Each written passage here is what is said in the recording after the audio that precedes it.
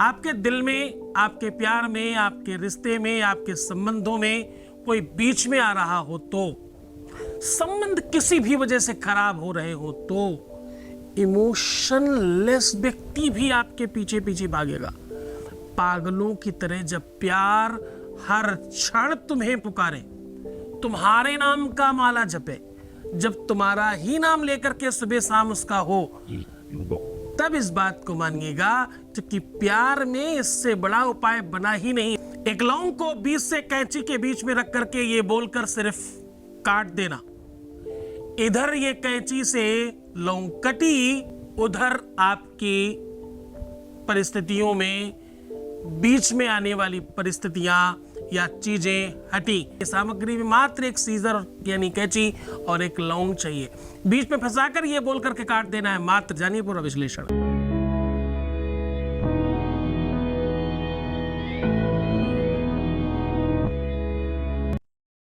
नमस्कार, मैं हूं आचार्य सतीश अवस्थी। आज क्या कह रहा हूं?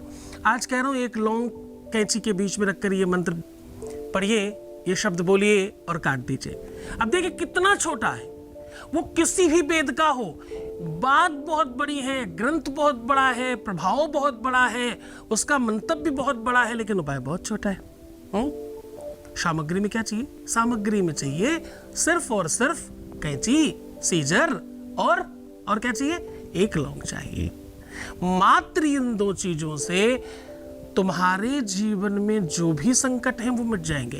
प्यार से रिलेटेड हो, परिवार में कोई संकट आ रहा हो उससे रिलेटेड कोई बात हो, तुम्हारे जीवन में कोई संकट आ रहा हो उससे रिलेटेड कोई बात हो, तुम्हारे ऊपर कोई आपदा आ रही हो उससे रिलेटेड कोई बात हो, तुम पर शत्रु बहुत परेशान कर रहे हो, तो कोई दिक्कत हो, कोर्ट कचहरी मुकदमा इत्यादि की कोई तकलीफ हो तो, तलाक की नौबत आ गई हो तो, रिश्ते सही से नहीं बन रहे हो तो, दो लोगों के बीच में कोई आ गया हो तो, व्यक्ति खुद ही इमोशंस लेस हो गया हो तो, उसमें अब कोई फीलिंग ही नहीं बची आपके लिए तो, कोई बिल्कुल पूरी तरह से आपसे दूर हो गया है तो, उसका नाम, पता, ग्राम, एड्रेस, फोन नंबर कुछ नहीं है अब आपके पास, तो भी ये काम करता है।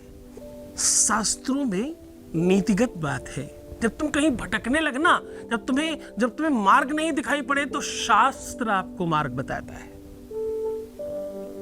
जब तुम कहीं गलतियां करते हो तो तुम्हारा गुरु तुम्हें डांट कर डपट कर ठीक करता है।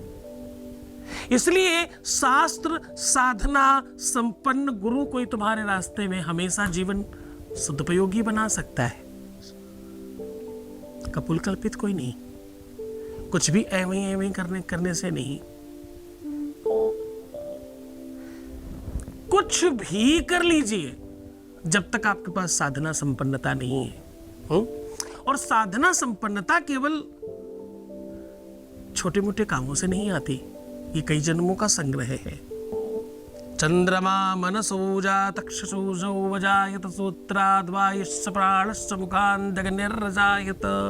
प्राणों से लेकर के सूर्य तक की गणना और मन तक जब आप तक नहीं पहुंचते तब तक आपकी मन की वो वास्तविक गति दीपक जैसी नहीं जलती। दीपक जल तो रहा है, प्रकाशवान तो है, लेकिन जन्म क्या देता है? कोयले को। कहने का सीधा संबंध है, इतनी सारी चीजों में तुम्हें क्यों भटका रहा हूं? मैं क्या कह रहा हूं? मैं कह रहा हूं तुम्हें पूरी तरह से एकाग्र होना पड़ेगा। मैं कह रहा हूं कि तुमको हर हाल में तुम होना पड़ेगा।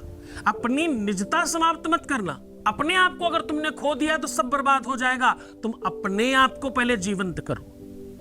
तुम अपने आप को भूल कर कुछ नहीं पा सकते। रोना, बिलखना, परेशान होना, बहुत दुखी होना, हर बार निगेटिव सोचना और ये सोच लेना कि अब कुछ होगा ही नहीं, बस ये तुम्हारी हार का पहला पर्याय है। चिंतन विशुद्ध करो। युद्ध लड़कर जीता जा सकता है, और सच मानना, युद्ध में लड़कर हार भी विजयी होती है। वो हार भी जीत होती है जो लड़कर हारी जाए। घर पर बैठकर बुजदिली के साथ हारना तो हार नहीं है, मृत्यु है। तुम वही कर रहे हो। अब मैं बात कर रहा हूं आपको उस साधन के बताने की जिसके बारे में हम पूरी बात कर रहे थे अभी तक। लौंग मैंने बहुत बार बताया है, लौंग तंत्र मंत्र यंत्र ऐसा कोई काम नहीं है, ऐसी कोई पौरलौकिक एक लौकिक एक परालौकिक है। ऐसा कोई काम नहीं जिसमें लौंग का प्रयोग नहीं किया जाता हो। लौंग आध्यात्मिक शक्ति का सबसे महत्वपूर्ण माध्यम और साधन है। लौंग जीवनोपयोगी साधनों की सबसे महत्वपूर्ण औषधि है। दिन की शुरुआत से लेकर के रात्रि के अंत तक लौंग का अपना स्वरूप है। आपको बहुत कुछ खास नहीं करना। आपको लौंग को अब रात्रि से ये काम शुरू करेंगे और सुबह कंप्लीट करेंगे। इस लौंग को अपने ऊपर से 7 बार उतारें, 6 बार सीधा और 1 बार उल्टा उतार कर एक लोटे में के जल में अंदर डाल दें और उसे रात भर भीगने दें और पड़ा रहने दें उसमें। परंतु जब आप उतार रहे हों तो आपको हिंदी में ही बोल देना है कि ऐ दसों दिशाओं, मैं आपका आवाहन करती हूँ या करता हूँ और आपको साक्षी मानकर मैं अपने अमुक काम के लिए इस लौंग को इस पात्र में रख रही हूँ या रख रहा हूँ। ऐसा कह के रखिएगा। फिर जब आप प्रातः उठेंगे तो कैंची थोड़ी बड़ी रखिएगा जिससे आराम से कट जाए।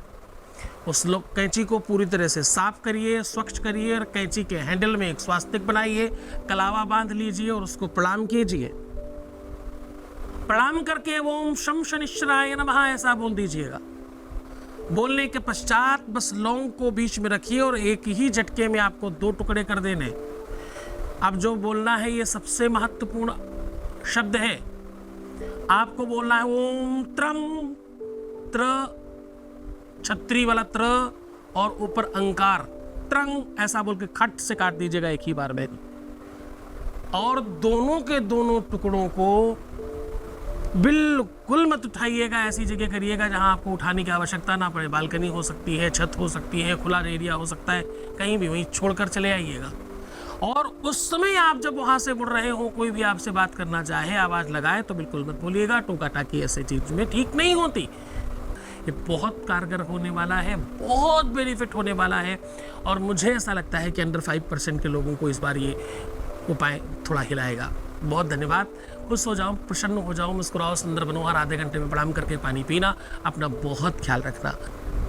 ओम नमः शिवाय।